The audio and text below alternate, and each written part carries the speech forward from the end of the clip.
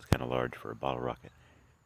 Weighs 28.3 grams.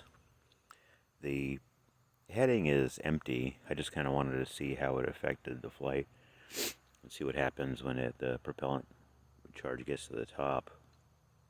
The top of these are just capped with a hot melt glue with a toothpick sticking through. So I just lit one off and it burned through that hot melt glue pretty quick. So it only got about half the flight time it probably should have.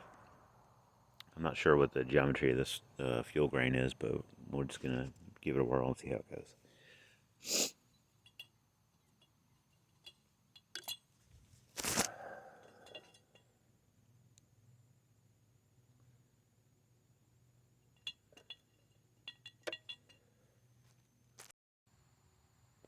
Alright, there it is in a little tube launcher.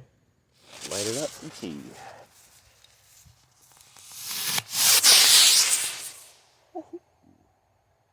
Alright. Excellent. Excellent.